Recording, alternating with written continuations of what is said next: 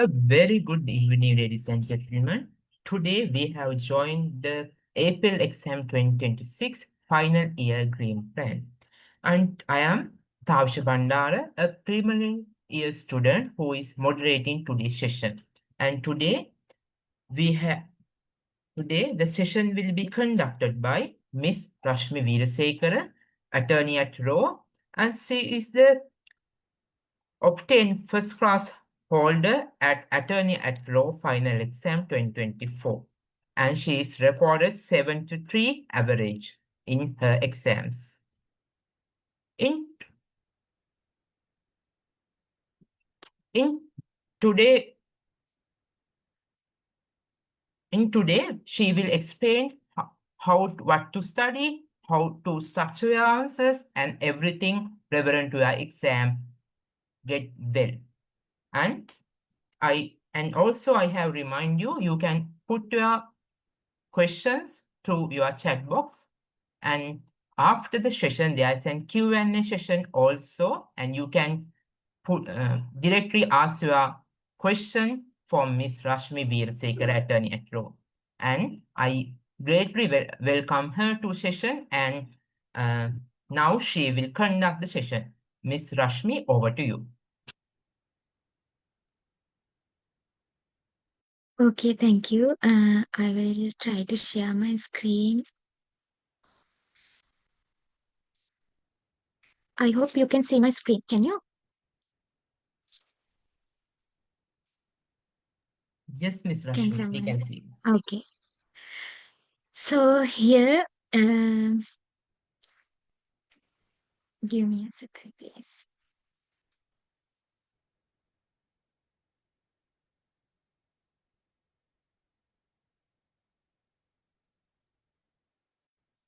Okay. Good evening, all. So today we are here to know how to plan how to plan these days where to prepare for the exam. Now we all know it's about 1 month to the exam, right? If you calculate the number of days, I think 31, 32 days are there for the 30 days, no? 30 days are there to the exam. So within these 30 days, we have to plan our time and what to study and how to study. Then, depending on the plan, you prepare for the exam, and depending on the activities that you do to the exam, uh, it you will be able to manage the exam well. Okay, so first of all, I must encourage you all. So 30 days are enough. If you have some sort of an idea about the structure of the exam and structure of the subjects and the lessons, if you have some sort of an idea, 30 days are enough, but you have to plan properly. Now, we had about 6 months, or sometimes some had one and 1 year, about 1 year. So you didn't plan. If you didn't plan anything, but you will have to work hard in these 30 days, then you will be able to you will be able to face the exam successfully. Okay, so now what we can do is in these days before the exam. So if I change before I come to this um slide, I'm saying that the time we have, we can divide into three: before the exam, and 3 hours at the exam, and after the exam. Okay, so before the exam, what we have to do is prepare well. And the time period we have before the exam is the most important, because how we manage that time, 1 year or 1 week or 1 month or anything, 1 hour, or how we manage that time will give the result. Okay, so it directly affects to the result.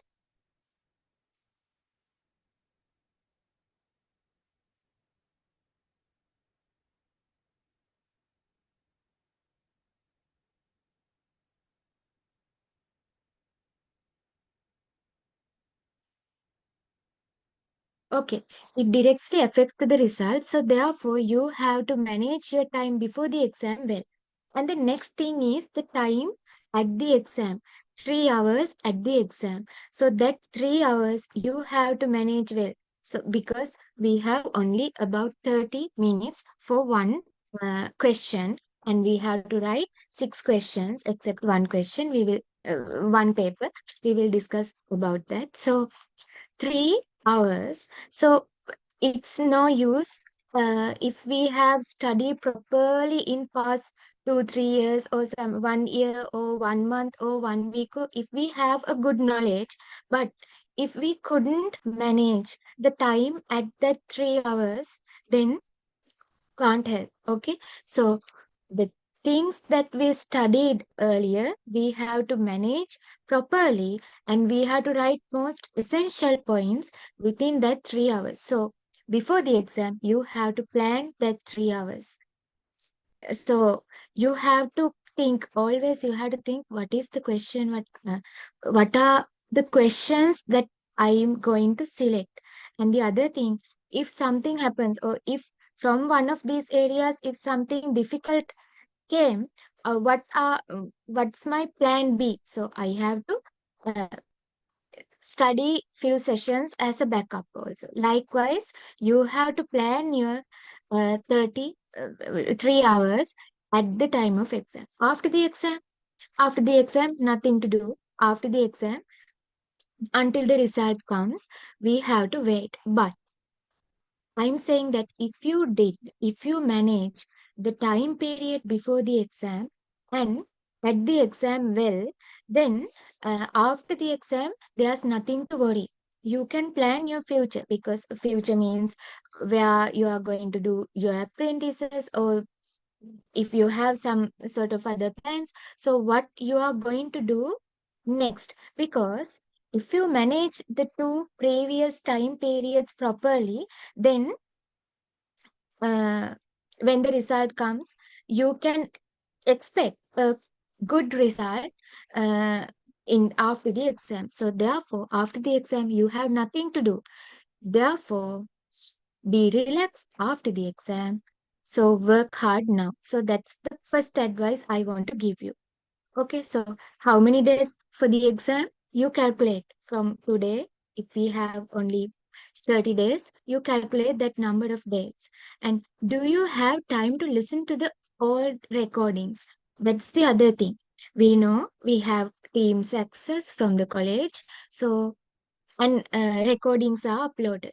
So, if you want to listen each and every recording, you have to start not before 30 days. You have to start at least before 6 months. Okay. So, if you are planning to listen all the recordings now, I don't think it's a good idea, because you will not have time, because lot of about uh, at least 25 30 recordings will be there per each subject.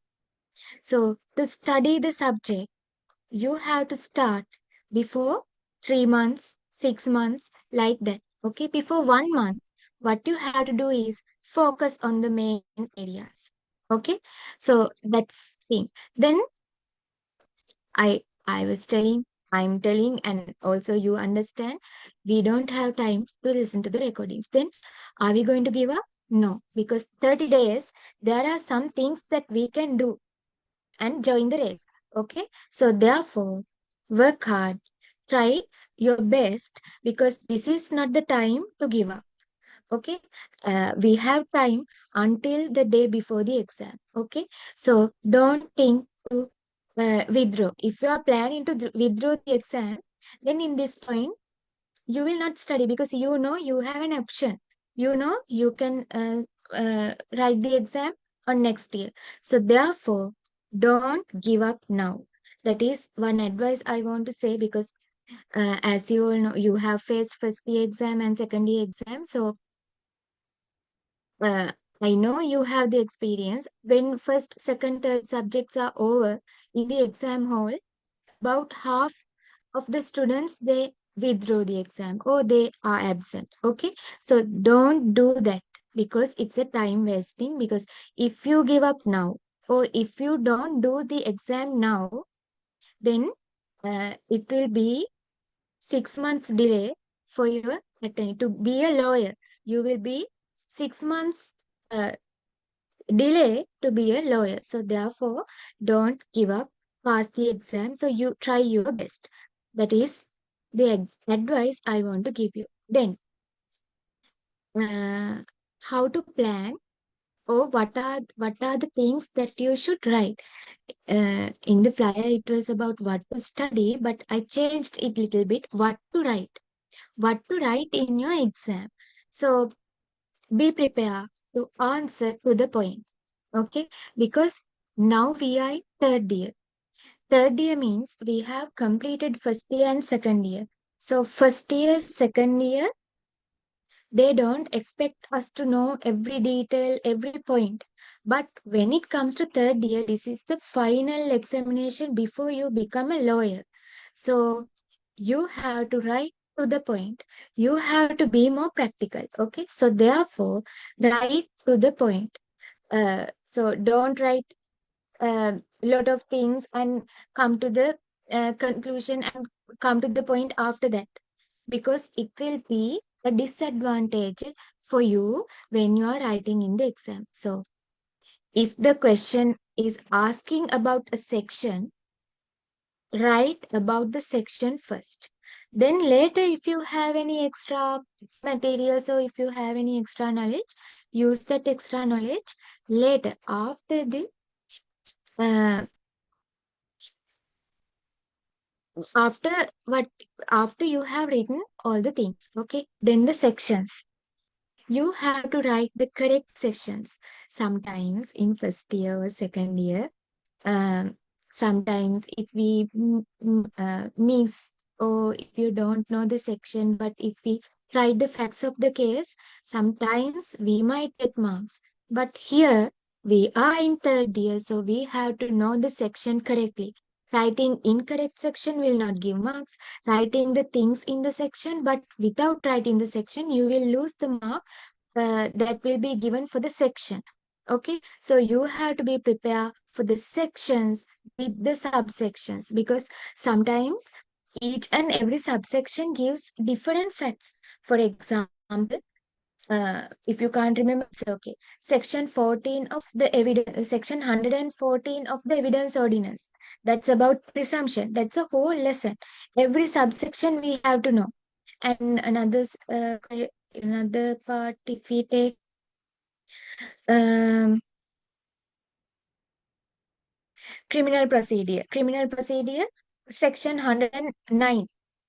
Section 109, each subsection tells different parts. So you have to know all the parts. In civil procedure code also, there are some areas where the subsections are needed. In um, Companies Act, in commercial law, again, for example, if I say section 17 of the Companies Act, section 17.3 states completely different thing. Likewise, you have to know the section as well as the subsection. If not, sometimes you will not be given marks. Okay. So therefore, when you are studying, pay attention to the subsections. Then uh, it's enough to write the sections and the subsections in your own word. But you have to tell the keywords, because without the keywords, we can't explain anything. For example, if we write about Companies Act. In the Companies Act, there are some days. Um, I mean, in Article 100, Section 143, 43, it says the notice should be given before 15 working days.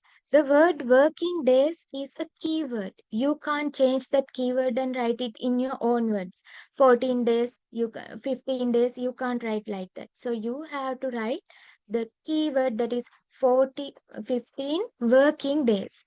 And if we come to criminal procedure code, investigation, section 109 is about the investigation, preliminary, I can't remember the preliminary uh, information, right?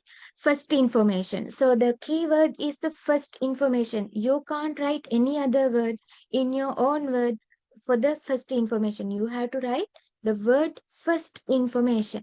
And investigation. Likewise, the keywords, you have to find the keyword, you have to memorize the keyword. But the other things you can write in your own words.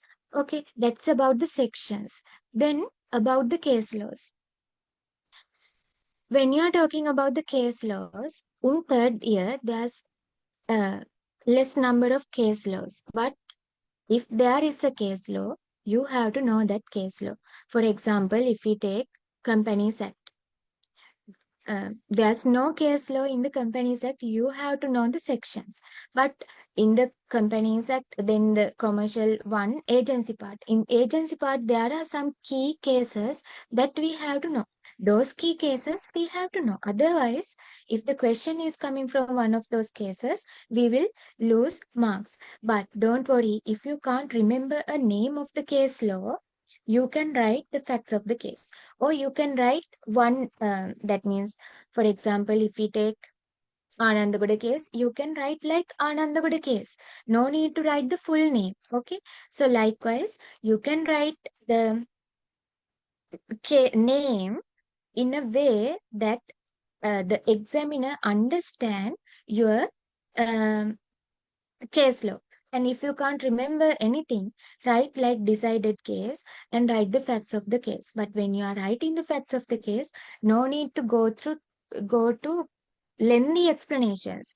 Just write in one or two sentences what is the importance for this area in this case law. That's the thing they are expecting. So by one line, you can explain that thing. Okay. So that is about what to write in your exam paper. Okay. So you have, when you are practicing to write answers in the papers, so you practice according to that. Don't try to go to lengthy, unnecessary explanations. You have to practice to write to the point, and you have to practice to write the sections with the subsections, and you have to practice the case laws. And another thing I want to say, when you are writing these sections and case laws, I know it's a little bit struggle to know the uh, no, not to know, but to memorize the sections, subsections, and case laws. It happens like this. We are doing a game with our brains now. That's yes, true. We sometimes we forget all the things we forget. So if we study today, in the exam date, we can't remember everything. But continuous practice will help us to memorize. Okay, so if you do past papers, you can find the same section is coming in every past paper, or several past papers. Then that section will automatically can be uh, that means automatically you can remember that thing. Or otherwise the case laws are same. Okay, practicing. Or if you paste it in, if you write those things and paste it in a place, so uh, it will be helpful. Sometimes I did a thing that sometimes so we paste all the short notes in the wall, but we don't look into that. No, so sometimes what I did was I put some sections per day and put it in my home screen of the phone. So we look into the phone all the time. So automatically after one day, I changed my um, home screen to another section. Likewise, anything you can use. Okay. So any method, by using that method, what you have to do is you have to remember the sections and the case laws. And the other thing is, this is again my personal experience, when you write something and paste it somewhere, or when you write something in your own hands, the percentage, that means you can memorize it for a considerable period of time. I read I write that in that paper on that day from this color. Likewise, you can remember. If you can remember like that, then also you can practice that method. Anyhow, what you have to do is remember the sections because we are in third year. So it's essential to know the correct session. Then ඒගොල්ලන්ව බය කරන්නනේ කිව්වේ. So the other thing is it's true we can't memorize for 30 days because there are hundreds and thousands of sections. But you prepare a small short note to write only the sections and the keywords. Then by looking at those sections and the keywords, you will be able to memorize that means you no need to look into that short note now, but day before the exam you can go through that. Okay, then you will see section 1, if it is said section 2 of the companies act, if the short note is about companies act, section 2 any business. So by when you are looking into the two words any business, the whole section will come to your mind. Okay, section 2 is about a company can function or company can perform any business after incorporation. So all the things, if you can memorize like that, the section if you can remember, but the section number if you can't remember, you can use that uh, short note to remember that thing. Okay, so those are some of the methods I used. If you have any other method to memorize the sections and case laws, you can use that. Okay, give me a second. I will try to show you my short note.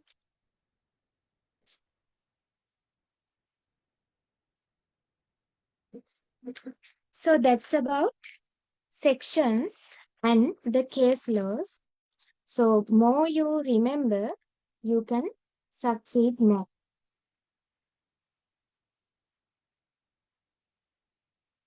Make දැක්කම බය වෙන්න එපා, but I like to show you because if you can practice any method like this, then so this is one paper. In this one paper, all the sections of the companies act are written. Here section, like I don't know whether it is visible or not. I don't want you to see the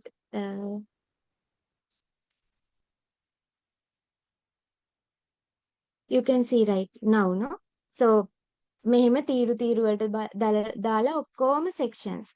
So when you read section 2 any business, then you will remember the whole section because day before the exam you don't have time to read all 500 sections.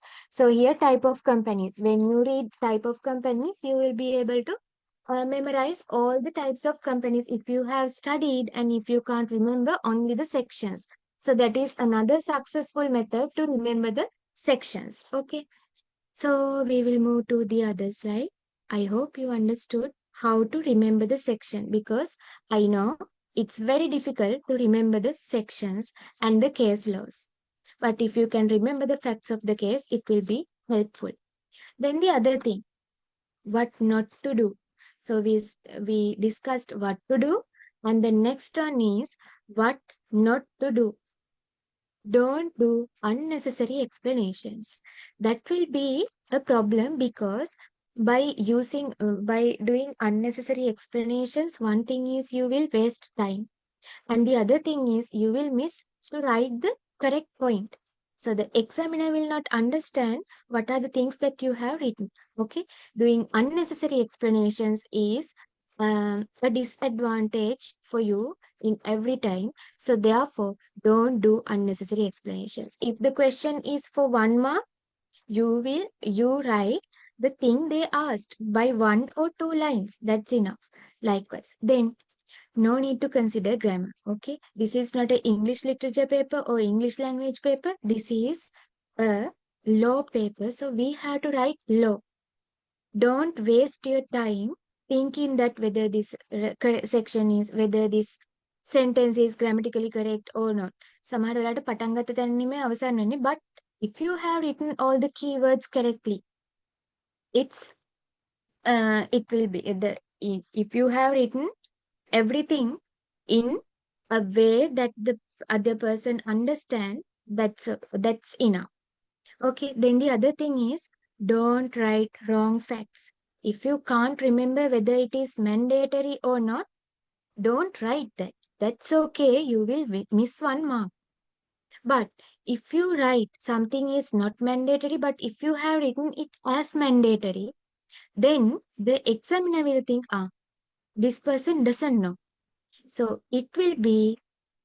uh, it will give a wrong impression to the examiner that will be disadvantageous for you. So therefore, don't write wrong facts. Okay, so write the correct facts only. If you are not sure about any fact, don't write about that. Okay, so yes, but don't write about that means don't write wrong facts, but uh, you don't miss any points. That means if you are asked to write 5 points, write 6 points. At least the 5 points in the marking scheme will be there in your paper. Don't take me wrong. So you don't write wrong facts, but you write the necessary facts. If there are more necessary facts, you write all necessary facts, but not the incorrect facts. Then don't use complex words. So again, I am saying it's not a literature paper. So this is a law paper. You can use legal words, but don't use complex English words, because then when you pay attention to the complex English words and grammar, you will miss the things that you have to focus on. So you have to focus on the things that means legal points. So no need to use complex words or grammar, because you are not going to show the examiner that you know English, but you are going to show the examiner that you know the law. Okay, then don't take long notes to the exam hall.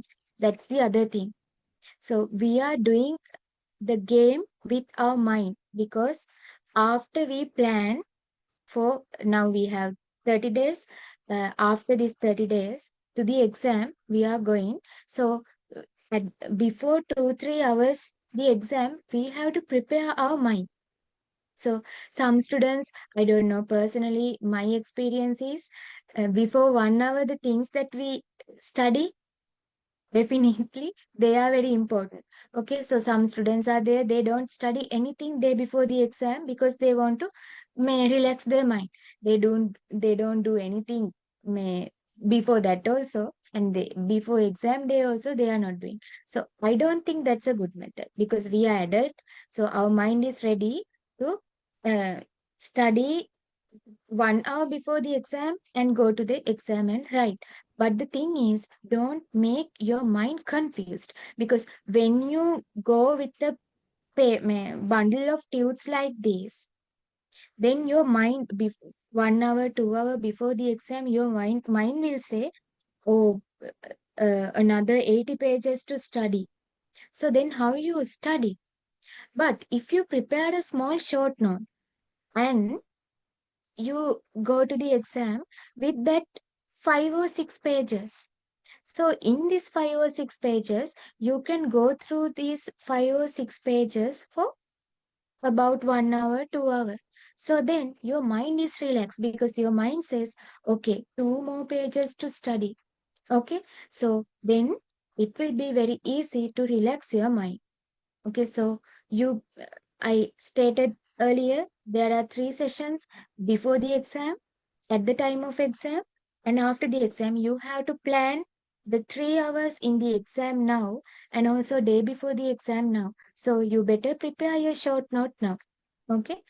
Uh, then the other thing, don't do exam. Don't do exam frauds, because you can attempt final year anytime. If you fail this time, you can face the exam next time. But if you uh that means if you copy, and if it was revealed, then you can't do the exam again. So it will be, if something is missed, it will be a problem. Okay. So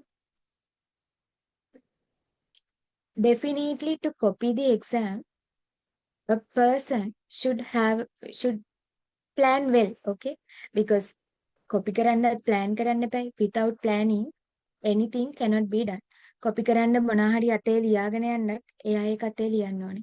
මොකක් හරි පෑන් එක ලියාගෙන යන්න හරි වෙන කොහේ හරි කොලයක ලියාගෙන යන්නත් එයා ඒක plan කරන්න ඕනේ. ඒ plan කරන වෙලාව sections දෙකක් තුනක් මතක තියාගන්න යොදාගත්තා නම් you can do the exam. At least you can pass with 40 marks or 50 marks. Okay. So don't copy, don't do exam frauds. Okay. The other one. This is what I did. Okay. Always think, can the examiner read my answer? So if you are writing or if you practice to write, if you think that, can the examiner read my answer, then you will not do lot of mistakes. That means you will not use unclear word, unclear letters. Okay, you will write your letters clearly. I'm not saying that you write your letters nicely, but you have to write clearly. And the other thing, don't use very large letters and don't use very small letters, because examiners, they want to read, so they should be in a size, average size, and write in the rule. Okay, some students are writing 2 3 sentences in the whole page. That's unnecessary now. So examiners are human, so average size sentences, that's enough. And the other thing is paragraphs. So no need to write point answers, but you can separate paragraphs and read and write. So then you will think about, can the examiner read this? When you are writing answer, if you think that can the examiner read this, then you will keep proper spaces and write.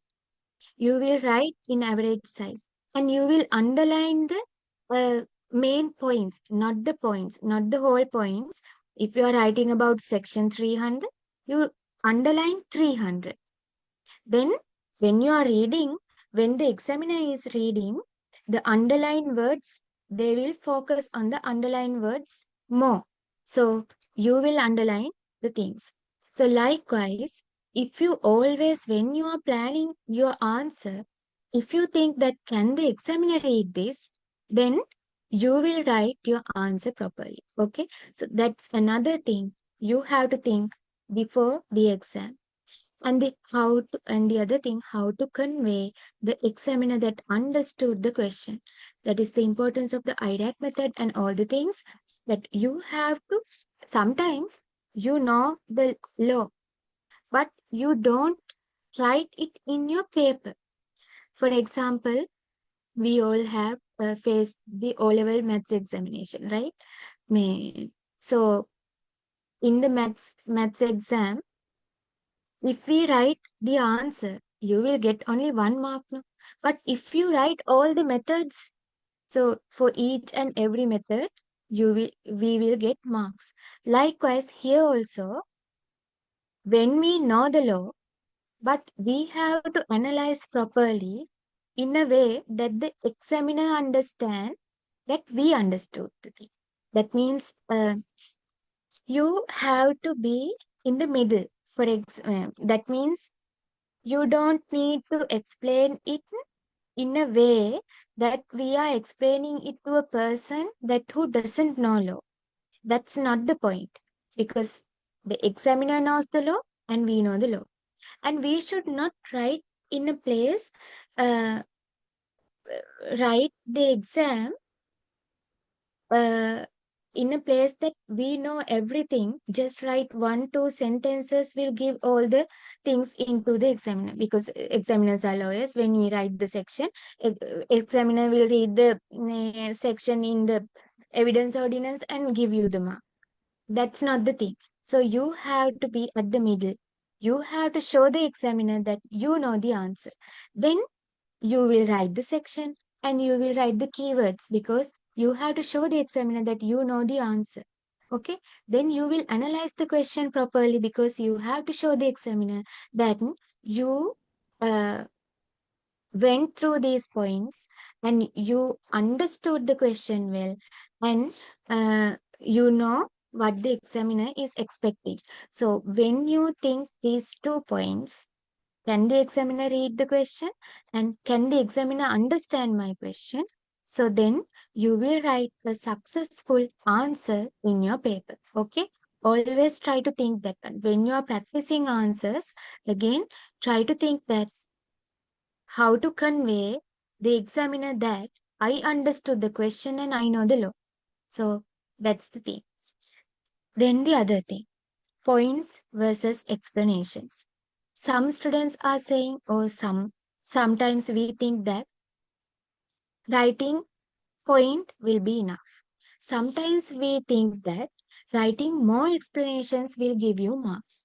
But again, we have to in a middle point because when we are writing more points, we will get more marks. For example, think that if there are three main sections that you have to write in the answer. So if you write these three main sections with 2 line explanations, we will get 6 marks, okay, according to the marks they are allocating. Imagine that they will get 6 marks. And think that you explain. So then 3 sections, 2 lines each explanations. Maximum it will get 9 lines for 6 marks. Okay. Then if you explain one section in 10 lines and if you don't explain other 2 sections, you will be given only 3 marks for the section and the explanation. Okay. So you have to write the points and explain, but lengthy explanations, when you are explaining in details, it will waste some sort of time. So therefore, you make sure that you will not miss any point. Okay. So you have to write all the points because marking scheme contains the points now, but you have to explain. But from 2 lines or 10 lines or 15 lines, that's depending on the your ability. So you have to explain all the keywords. If you can explain all the keywords with 2, 3 lines, that will be enough to get all the marks. Okay.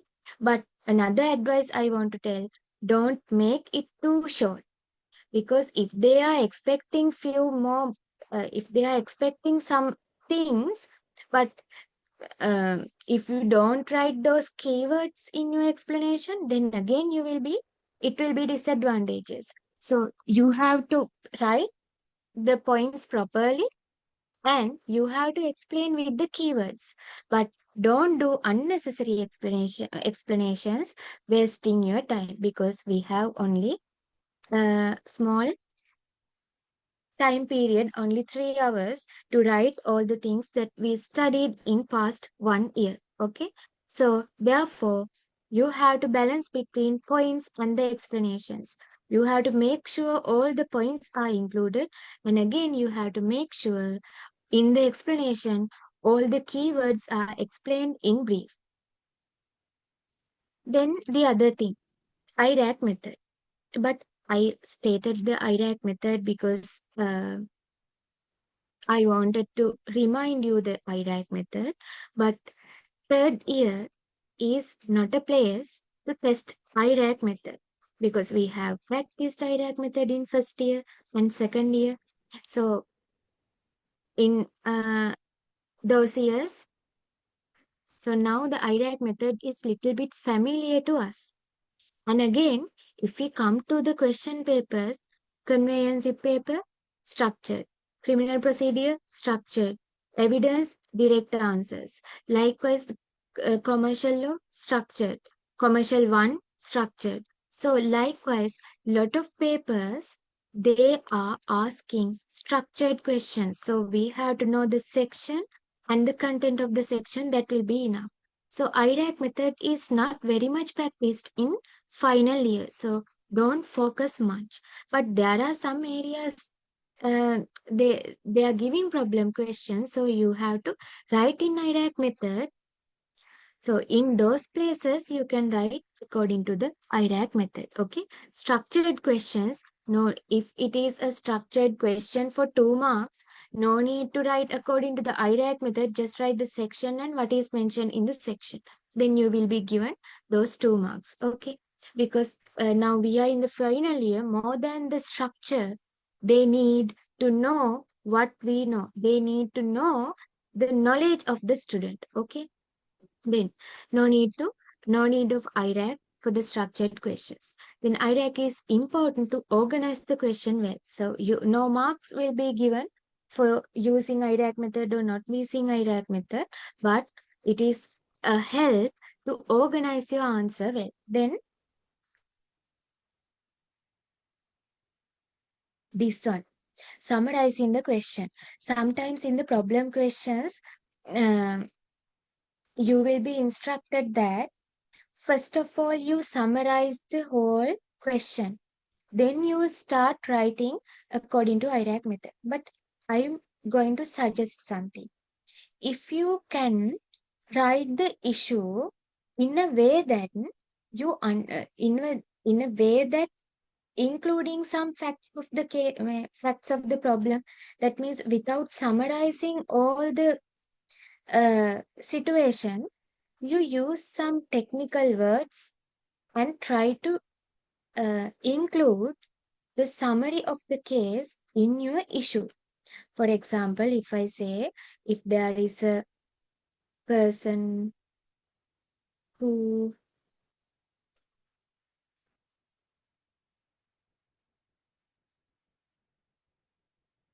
if there are A, B, C, and D are there, and they committed a theft, and some of them are accomplices, and likewise, if there is a um, long story and committed a theft, and one person give a 119 call, and police came and a few people were arrested, likewise a long story is given.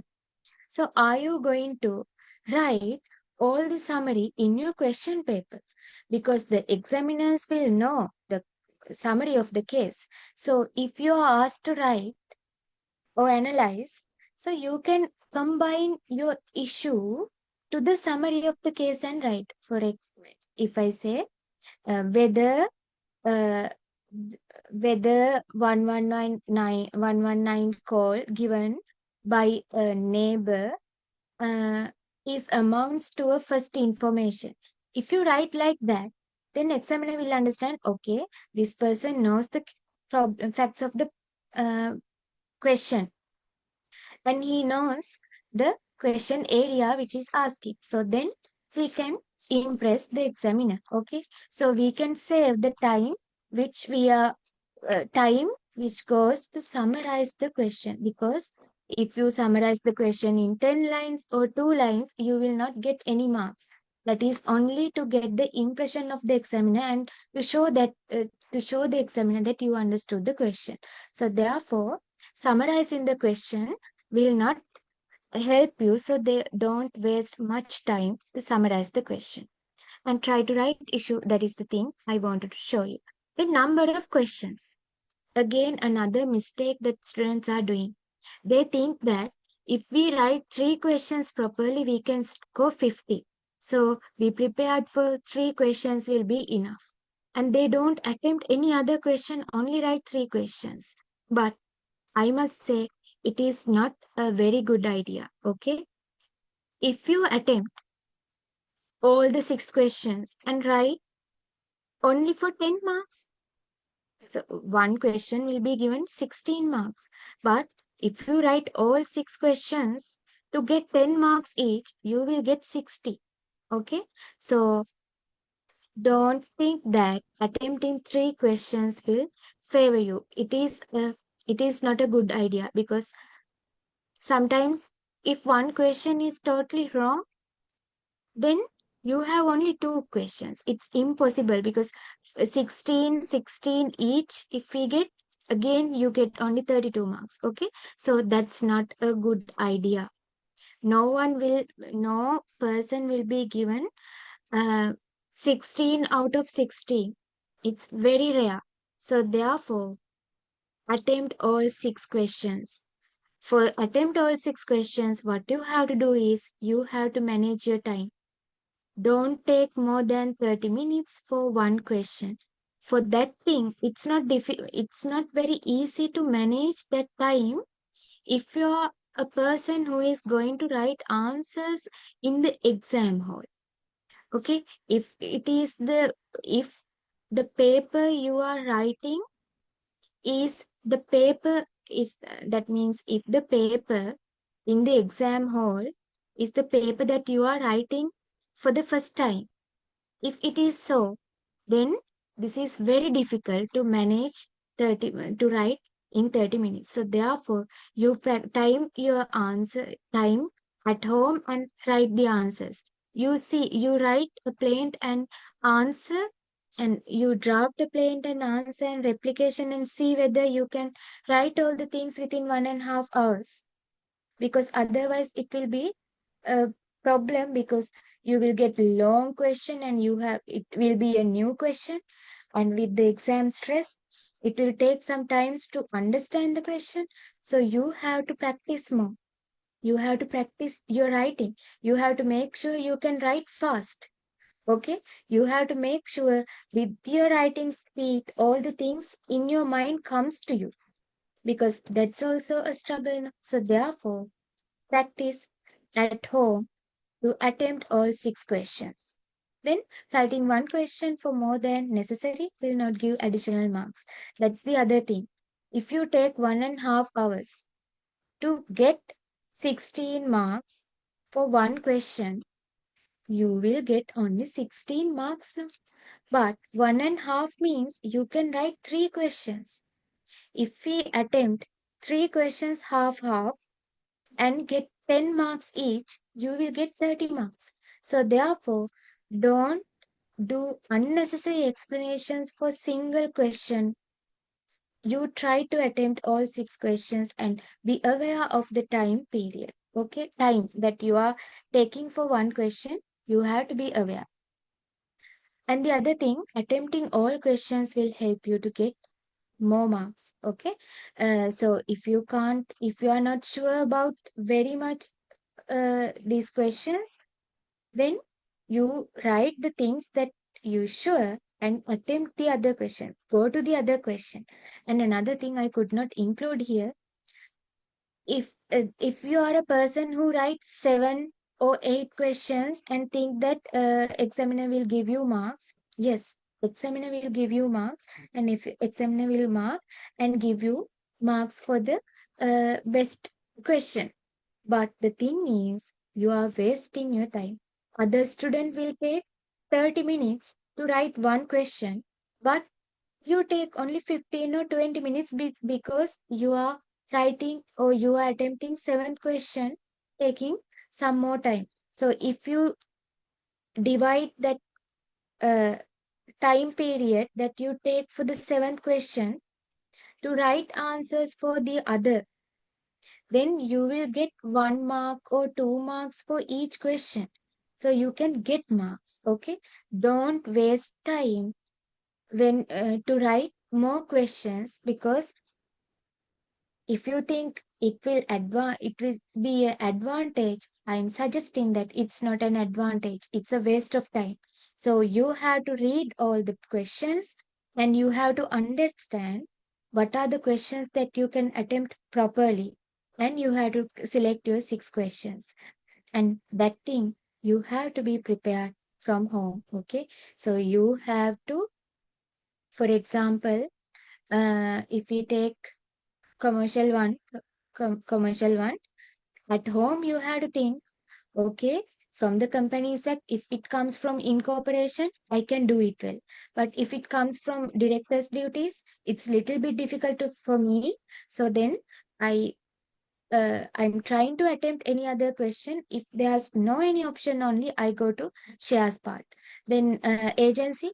Agency is very easy. So I'm going to write agency questions first.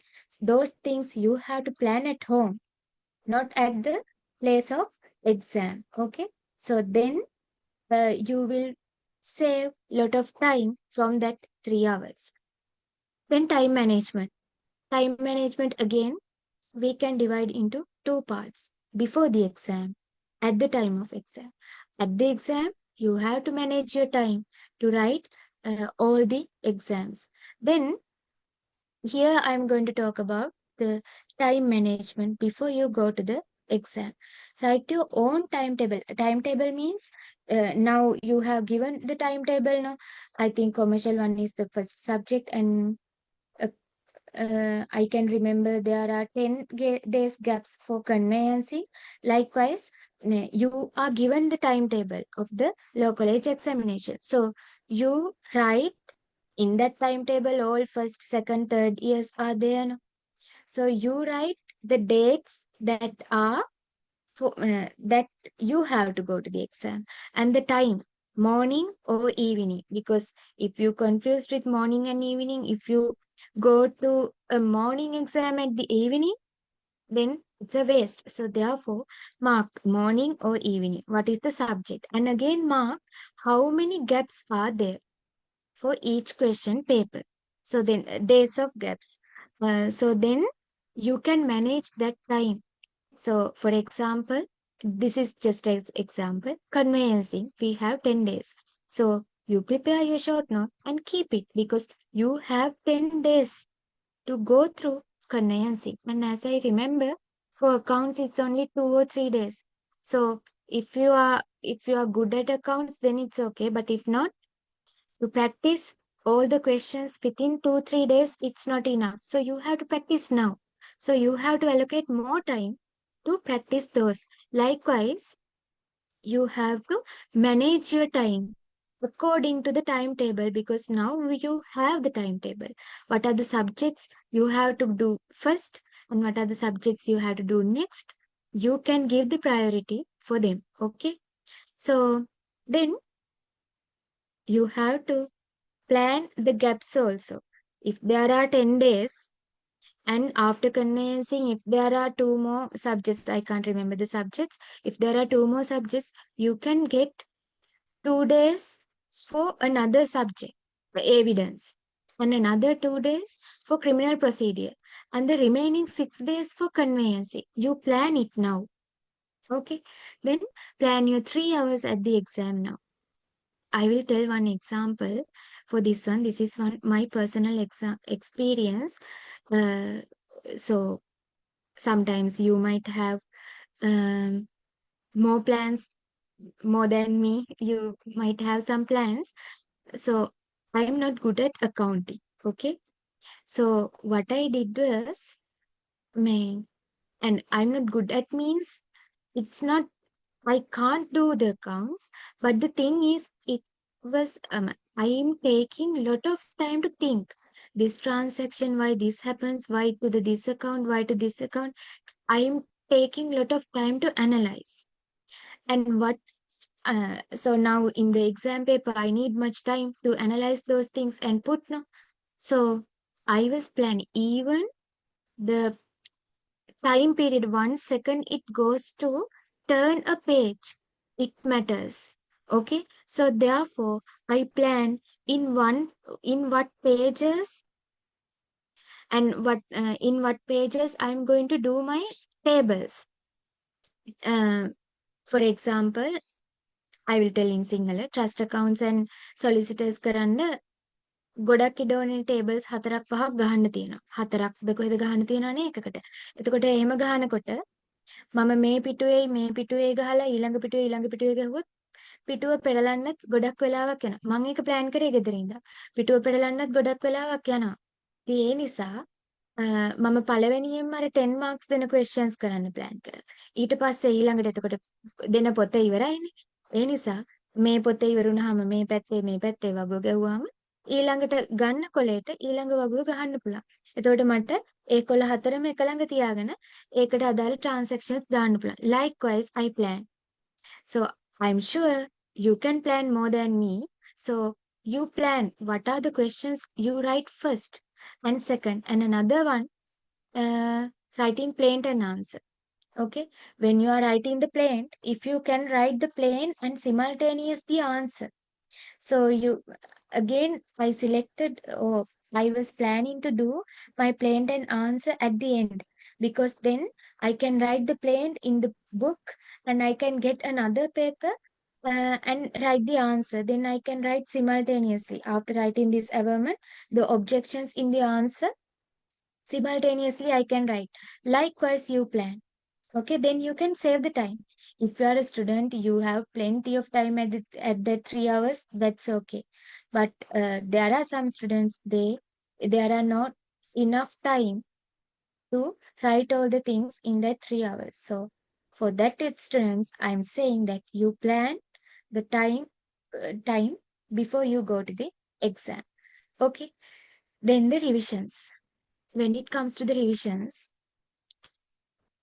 some of the students have a misunderstanding that if they are not paid for the lecture recordings of this year, they will not get college recordings for revisions. That's not true. All the exam applicants have access to the revision recordings. Okay, revision recordings, and you can go to the revisions.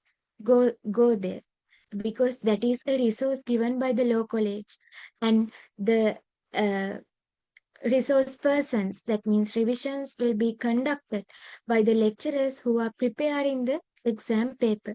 So what is in that lecturer's mind is a matter. So you have to uh, get the knowledge from the those resource persons, because at the very beginning I told you we don't have much time to listen to all the recordings at this moment, but we have time to listen 2 hour or 4 hour recording for each subject, right? So therefore, I am not saying that to rely 100% on those revisions, because there are some subjects we can rely 100%, and there are some subjects we can get only clues, but it's not, that means lecturers are not giving hints on the exam paper. That's okay, but at least we can get some idea whether this lecturer is expecting us to write more, or whether this lecturer is expecting us to write very short answers.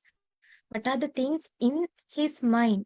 So that's very important. It will be, you will understand that when you go to the exam. Okay, so therefore go to the revisions um, for every subject, and plan your uh, papers, plan your answers accordingly.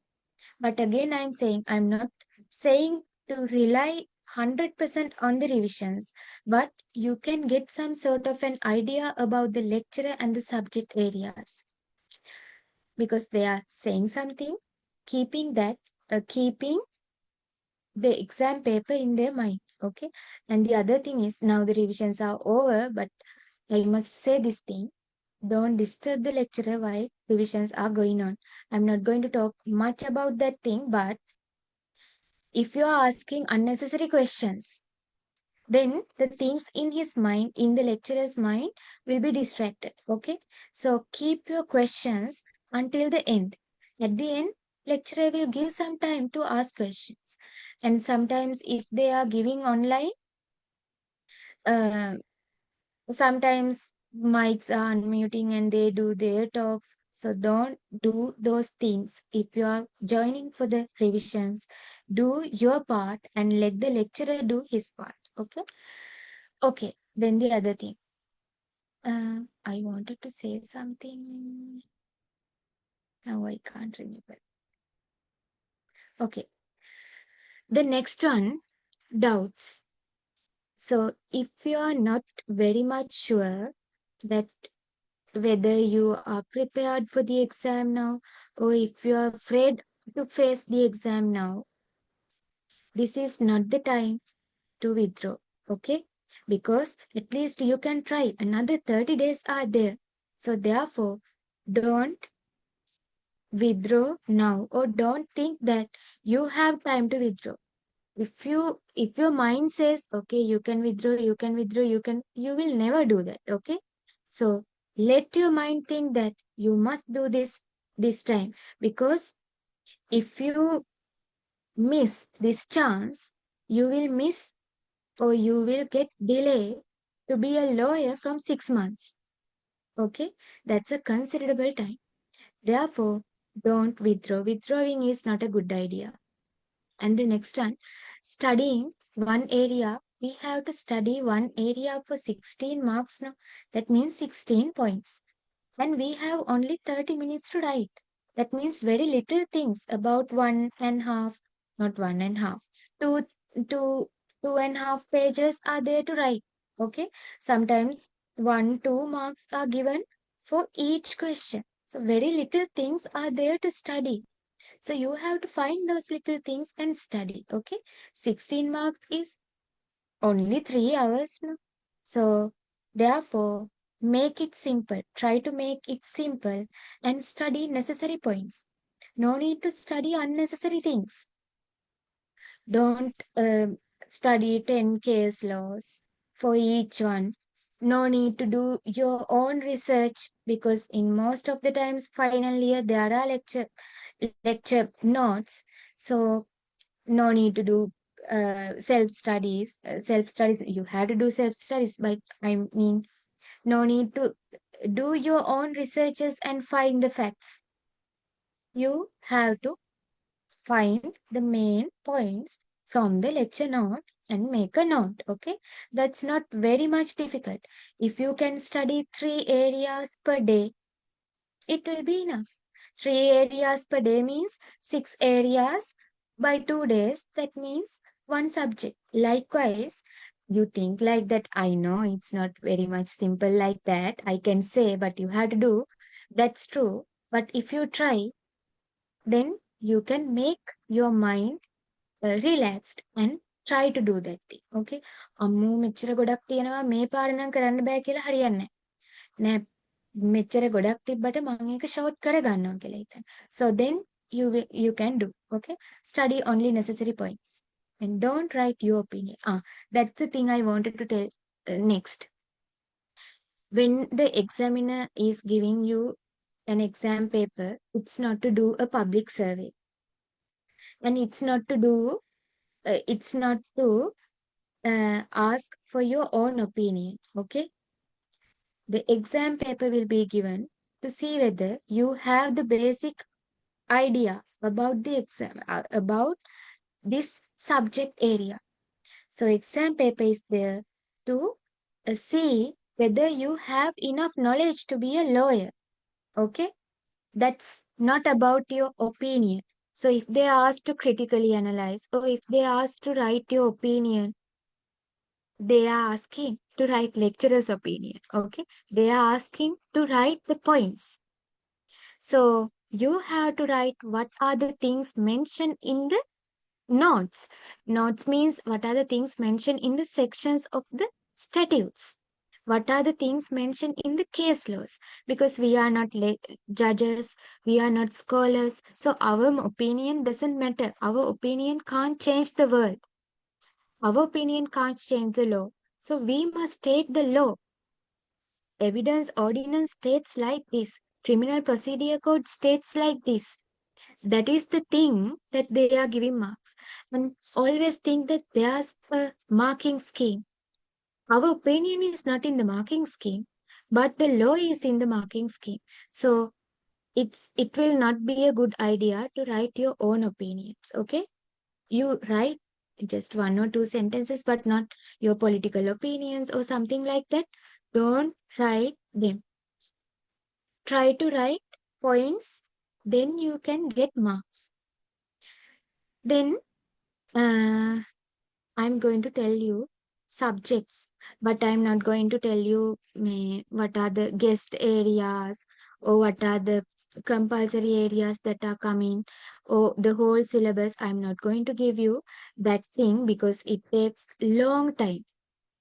Each subject was taught for 1 year. So this 1 hour will not be enough to give that idea to you, but I will give you some guidance. That means some important points that you should know when you are studying these subjects. Okay. So commercial one. Commercial one will be the first subject, no?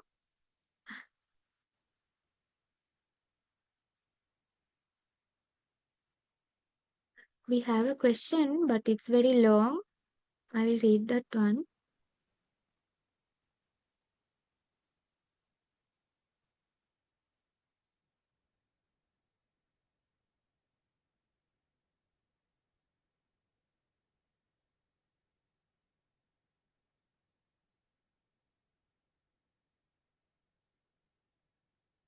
So she is asking, I don't know, she or he. Um, I need some advice. I got referred, sorry, as let's assume when I'm not sure about the correct session in one question, thinking about two sections relating to the question, and also because we have, however, to score 50 marks to pass.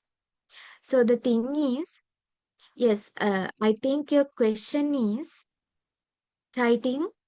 Sometimes we might confuse whether to write this section or this section. But with the practice, you will understand in every single question. It's like art. Every single problem question, they will give hints. So when it comes to evidence, for example, when it comes to evidence, if you refer illustrations, those illustrations are the questions. So therefore, if you remember illustrations and the keywords in the illustration, it will be very easy to understand the question and to find this question is based on this section. And sometimes if you are confusing with two sections, think twice and see why this question, this section is coming, why this section is not coming. So you take a minute and think, because don't write both the sections. That means correct section and incorrect section. Don't write both because it will be a problem. I think I answered your question. If not, may please tell me again.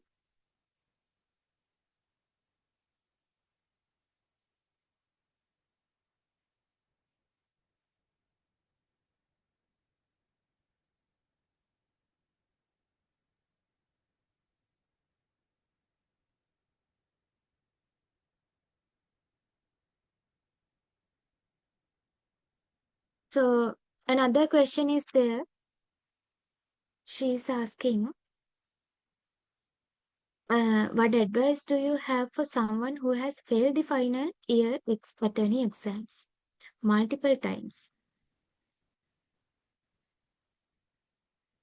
So the thing is, okay, if you failed, that means there's a problem with your knowledge. Actually, it's not about the knowledge, but how you manage your time. Okay, so therefore, if you you have to try the next time, but you have to change your method. That means I will tell some examples. Some of the friends or students, they are some of them they try to find answer to the past paper question and go. But yes, we have to be prepared for the past paper questions, but not exactly the past paper question, but to the other related areas also. For example, um, I will take again the Companies Act. When it comes to Companies Act agency part, if this time the question is from ratification, next time sometimes next time definitely it will not be from ratification, but from another area, related area. So you studying only ratification will not give you any advantage, but uh, going through the past papers, you have to see what are the possible other areas which have come from creation of agency path. So then you will get an idea. That's why I did past papers from 2019.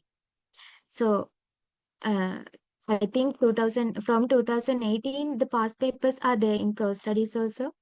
My past papers have been published now. So do past papers. And if you are a referred student, next time you have to do only that referred subject. And there, the referred subject, you have to get more than 50. But it's not impossible because you have to focus on one subject now. So then you can go through all the possible areas of that one subject and be prepared properly and pass the exam. Okay. Did I answer you to your question, or do you need any other uh, clarification? Let me know. Okay. Do you have any other questions?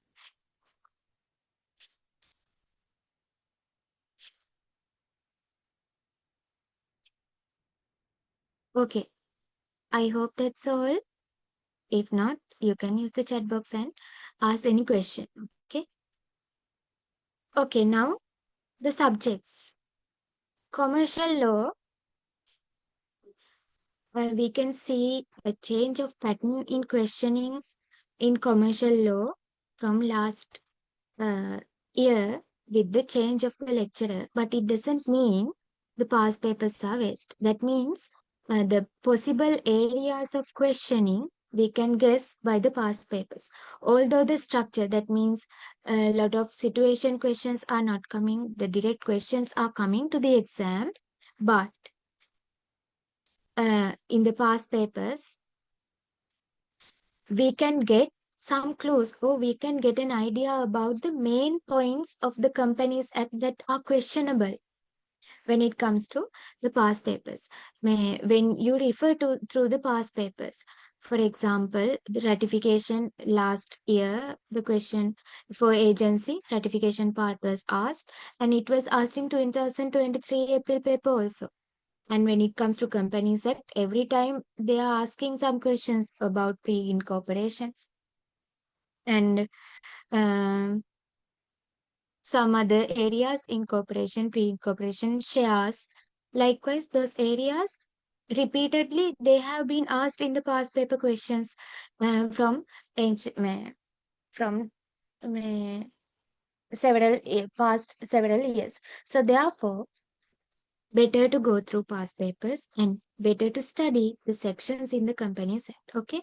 So when it comes to commercial law, from Companies Act, 5 questions will be coming. And the first question will be from the Companies Act. Then the next one, agency, 2 questions are coming. So this is one of my suggestions, or this is one of my observations. If you study Companies Act for 5 questions, because definitely we can't guess the first question, therefore we will have study the Companies Act. And up and at this moment you have to know the size of the Companies Act. It's like this is the size of the Companies Act. So it's not very much easy to study all the Companies Act sections, but the important sections you have to study and have an idea. Okay, because 5 questions are coming, including the first question. And agency, there will be 2 questions. So if you study that Companies Act and agency part, you will be able to do 7 questions. But in the paper, you have to do only 6 questions. Okay. But insurance and partnership, they are also easy areas, so you can focus on like that. Okay, you have to be prepared. And again, if I'm saying my personal experience, I prepared my plan also like that, to do all 5 company questions and to do one or one agency question. But in the exam, I could not do 2 companies at questions. That means I could do only including first question, only 3 companies had questions. The other 2 areas were, I'm not very much confident about those 2 areas. So therefore, I selected one agency and one insurance because I had some backup. That means I had a plan B. I studied insurance also. Likewise, you plan you keep a plan A, but you study another area as a backup. Okay. Then structured type question and very few problem questions have been asked in the past papers. Then you are expected to write to the point. No need to go through lengthy explanations. But you will not be offended. You can write any explanations, but if you write to the point, you will be given marks. That is about commercial law, one subject.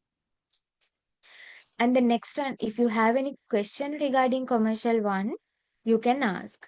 Okay, not the subject matters. I'm asking about the structure. Okay, subject matters are also okay, but it takes long time. No, that's it.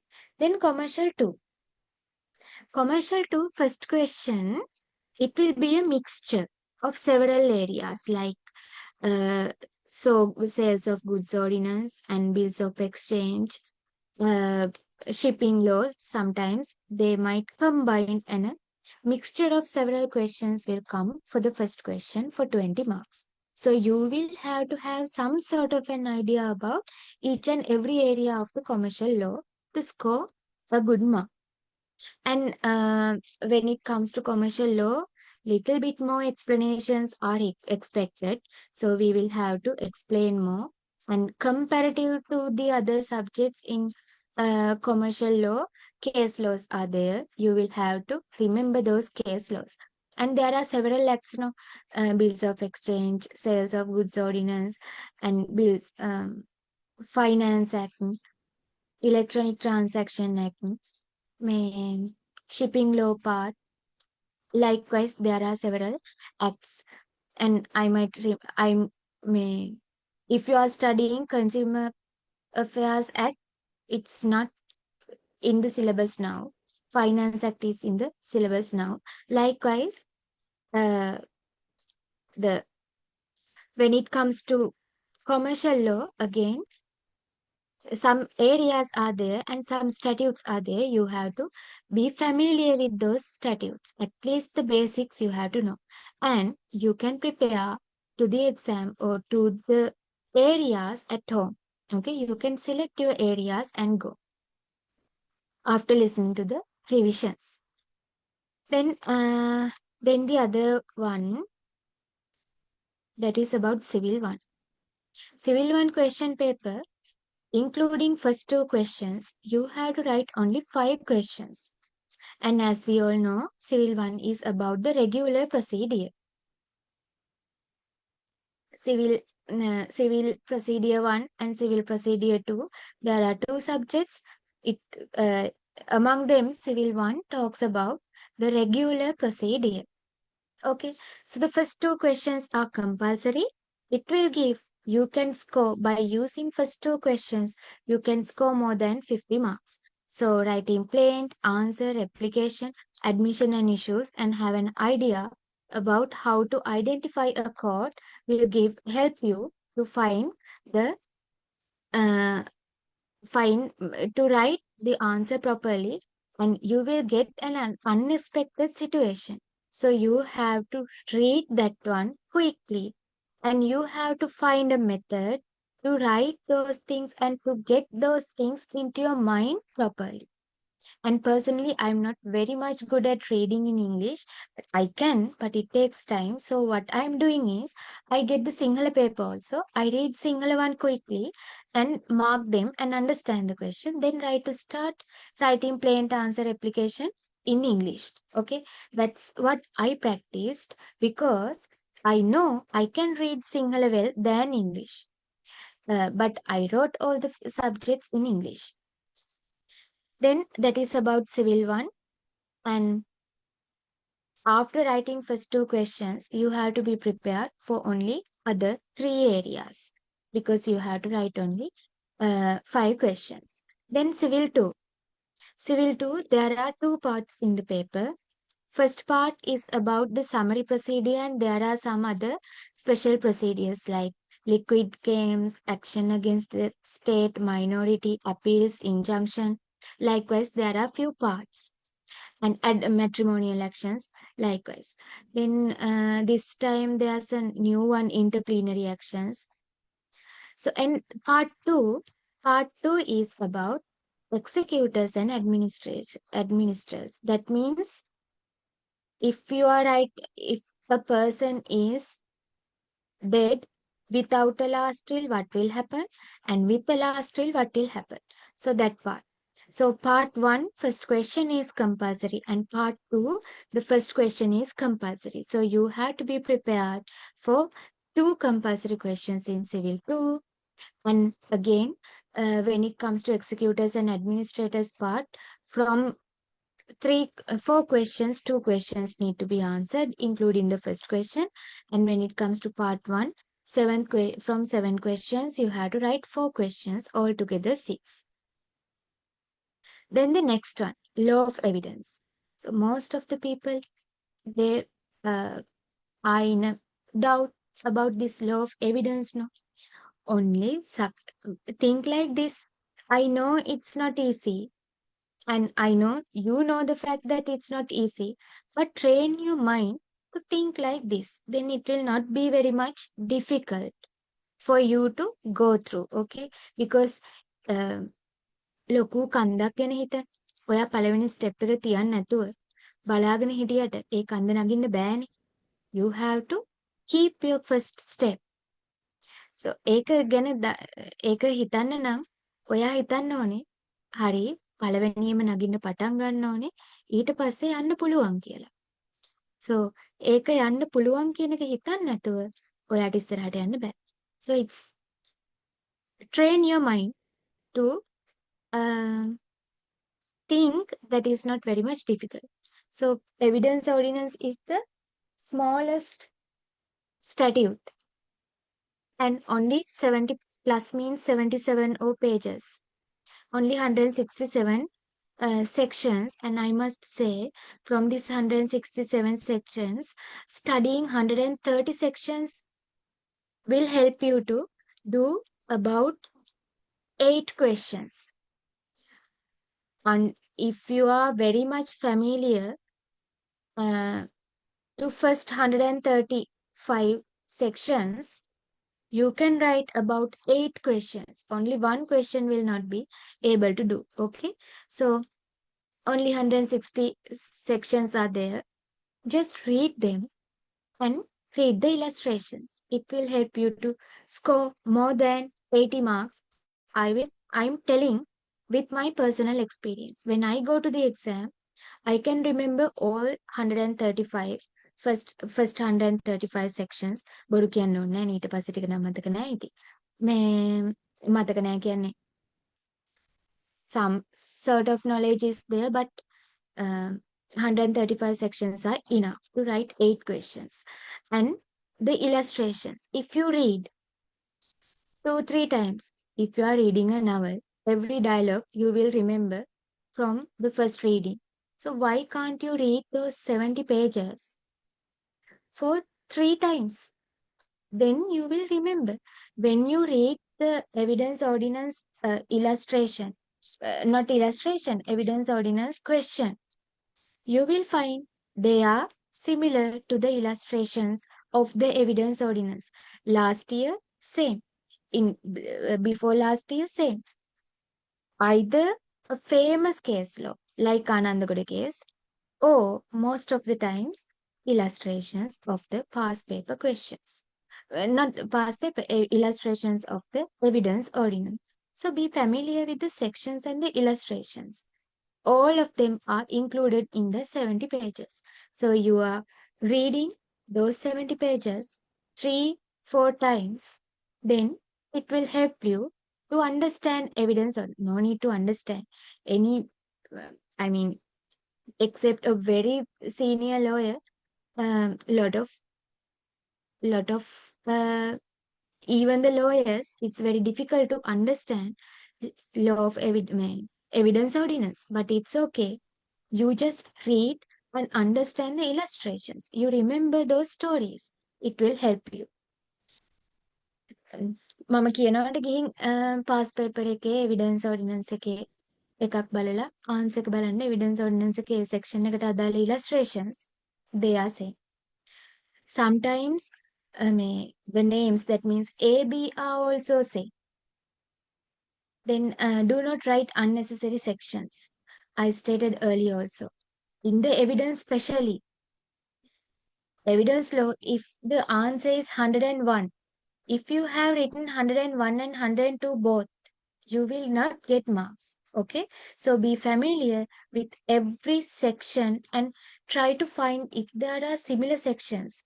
This 101 and 102 are similar.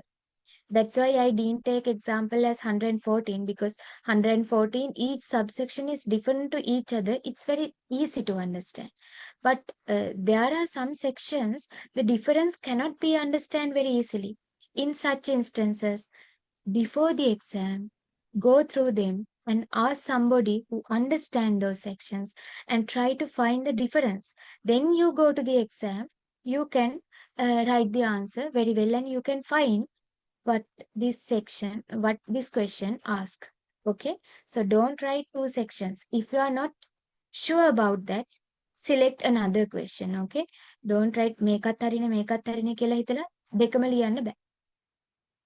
Then don't substitute keywords from your own words. That's very important. You can write the sections in your own word, but if there are any keywords, you have to write those keywords, especially in evidence ordinance. If you are writing a section, you have to write with the keywords. If you are not writing keywords, it will be a disadvantage, because for each and every keyword you will be given marks. Then criminal procedure code. It's not very much difficult, but there are a lot of sections. You have to remember all those sections. Okay? At least 50-60 sections you will have to remember when you go to the exam, and they are essential.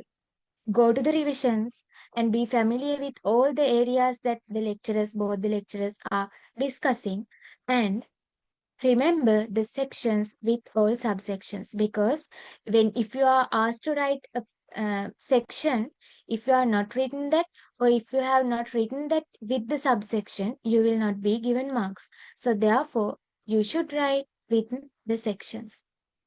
And here, criminal procedure, we can't select these questions and go, because that means we can select the questions, but we can't select the areas. Sometimes, for example, an investigation question, it starts with investigation, but at the middle it will be from arrest part, and at the end it will be sometimes from bail.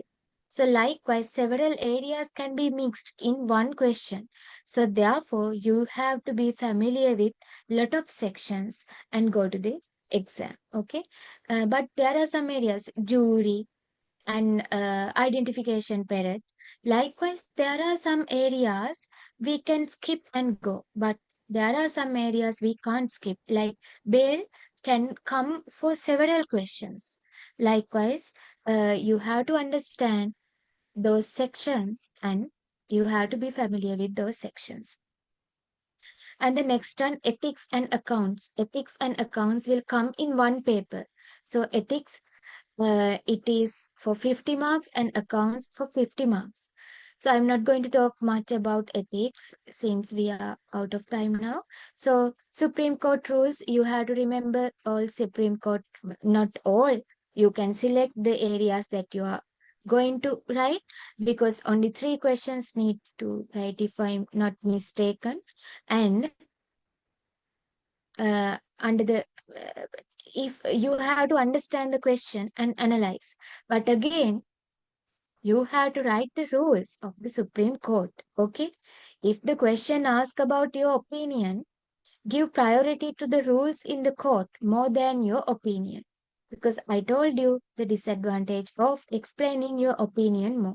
So if they ask about your opinion, write your opinion, but first you write the rules. because marks will be given to the rules. And the other thing is, try to write this ethics part, each question from 15 or 20 minutes. Don't waste all 1.5 hours to write this ethics paper. Okay, you try to save your time for the account paper by using this ethics paper. So if you take, and another thing, ඔය කොච්චර plan කරලා ගියත් අපි paper එකට සමහර වෙලාවට අන්තිම paper එකේ ප්‍රශ්නෙට ලියන්නේ පැය කාලෙන් නේද? So it's not impossible. කොච්චර අපි මේ ගෙදරින් ප්ලෑන් කරලා ගියත් පැය භාගෙන් පැය භාගයට ප්‍රශ්නේ වෙනස් කරනවා කියලා හිතාගෙන ගියත් අන්තිම ප්‍රශ්නේ ලියන්නෙම පැය කාලෙන්නේ. First 2 years also the same no. ඒ කියන්නේ පැය කාලෙන් ලකුණු 16කට ප්‍රශ්නයක් ලියන්න බෑ නෙමෙයි. It is not impossible. So you write fast and you keep in your mind, I have to write within 15 minutes. So then if you think that, you can write. Okay. So ethics question, try to finish within maximum 1 hour. But it's good if you can write within 40 minutes. And the other thing, accounts paper, we know for accounts, it takes time. So therefore, you attempt ethics questions first. Then at least you can be sure that, okay, at least I can have above 40 because I have finished this ethics part. Okay, then you have passed the pass mark. Then start accounts. It's accounts paper need lot of time. Okay, because solicitors and trust accounts, it take lot time. And again, you have to do other 2 questions for 10 marks each. Okay, so you have to manage your time. So if you can finish your ethics paper within 45 minutes, all the other time you can get for accounts.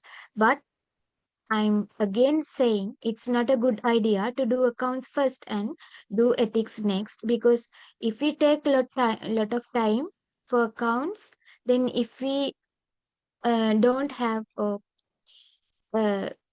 if we couldn't complete ethics paper within time, knowing the answer we are not writing now, so therefore it will be a waste. So therefore first start ethics, then go to the accounts. That's a small suggestion to save your time.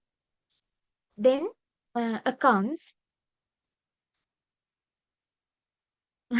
no need of an accounting degree to do accounts.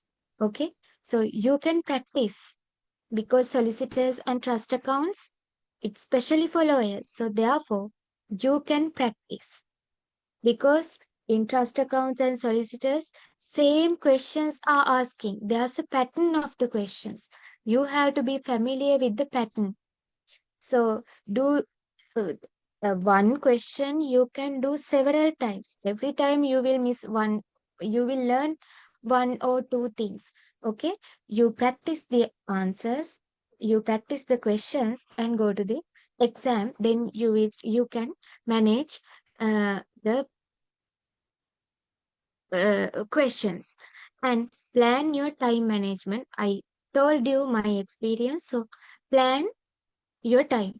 And the other thing, use or not using the ruler is your decide. That means, again, my personal experience, if I take a paper and try to draw a straight line without a ruler, it takes time sometimes, because I draw the line slowly, no? Because I'm afraid that කොලේ ඇදේයි කියලා බයට හෙමීටනේ ඉර ගහන්නේ. But if I use my ruler, I do it in a speed way. So I'm more convenient to use the ruler. But one might say that taking the ruler and keep it and drawing the line will waste time. So it's up to you. So from if you think, or if you take more time to take the ruler and do the draw the table, don't use the ruler. If you feel like you can draw the table more quickly by using the ruler, then use the ruler. Okay. So that that's on you and your capabilities. So that's about drawing the accounts. So you first, when you are starting, you first draw the accounts, then uh, uh, go to the exam, go to the question and try to put those all the four accounts you draw uh, before the question, before you read the question.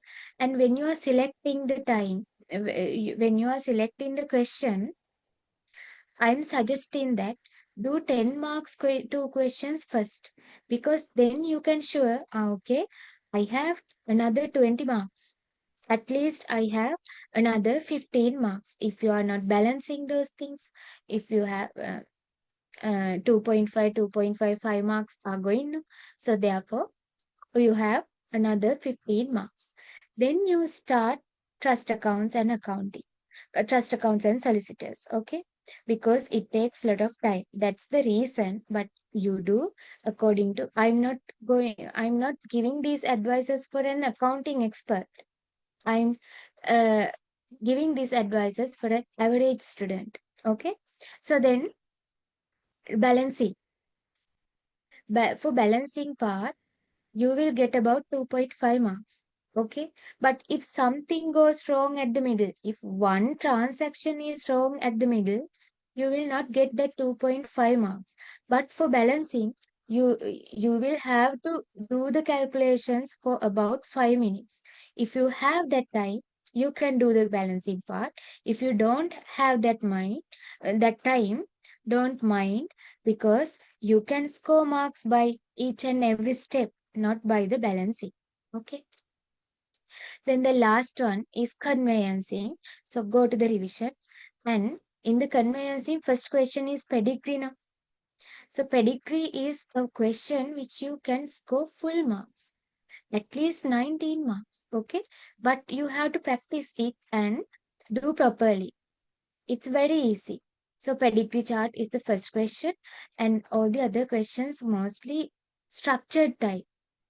So if you select what are the acts you are going to practice and what are the acts you are going to write before the exam, you can select them and you can go to the exam. Then it will be easy for you to plan the exam. Okay. So that's it about the conveyancing part. Go to the uh, revision. And the other thing, the language you are using the counting. And I think you must know at this point also you can change the language at the exam also. So the language you have to select is the language you are going to write deeds in the future. Okay, because for example, if I write conveyancing subject in English, when you become the notary public for the first time, your notaries will be taken in English language. After some times, you can change your language. That's true. But for the first time, you are getting notaries from English. Okay. So you have to be mindful about that.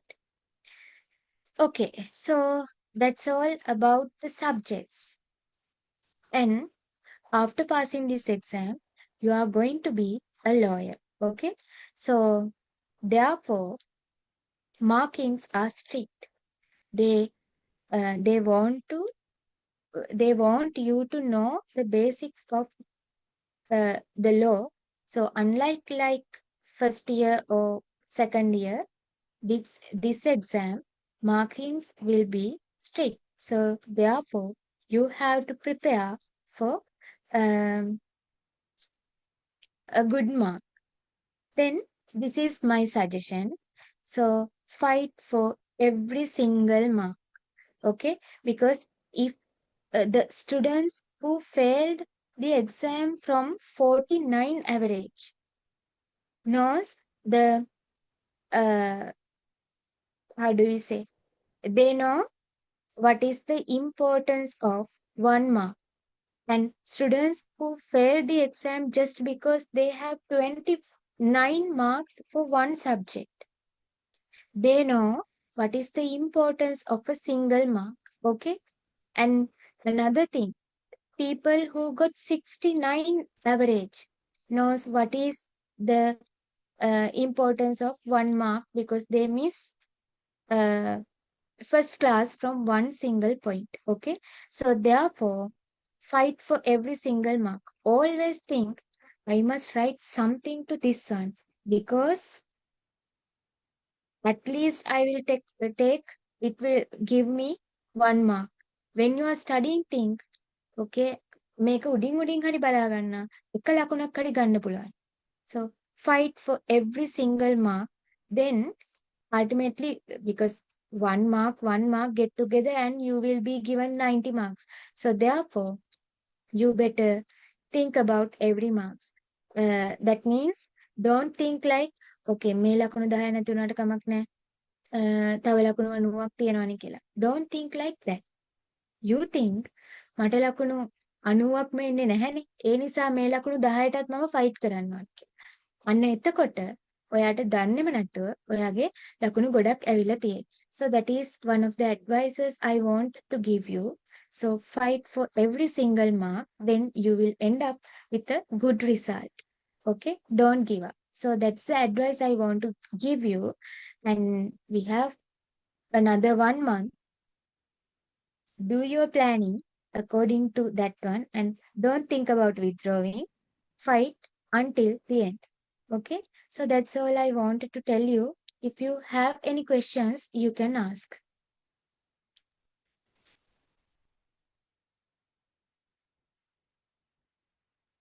If not, yes, we can finish today's one. And I hope everyone to pass the exam and do your things well. And one day we will meet as attorneys at law. Yes, that's all. Thank you, Rashmi, okay, for Thank you insightful. for the opportunity for you. You have given me the opportunities. Thank you for that one also. Yeah, sure. Okay. Thank you for insightful session. And if there are any questions to raise from Rashmi Akka, you can raise now.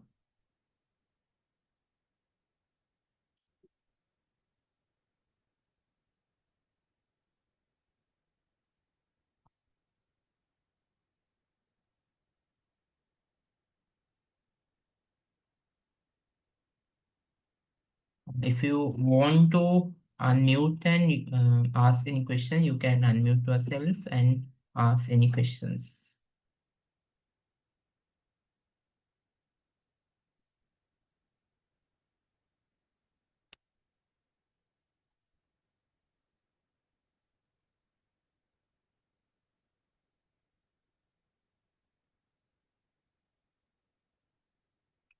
Okay, I think there is no questions. I think all the questions and all the questions covered at Rashmi Akka's lecture and session. And I think there's a good quote that Rashmi Akka say in her session that never give up. And as on behalf of post studies, I wish all you the very best on your exams. Thank you so much for joining today session and hope to see you all next lecture as well. Thank you so much. Have a great day.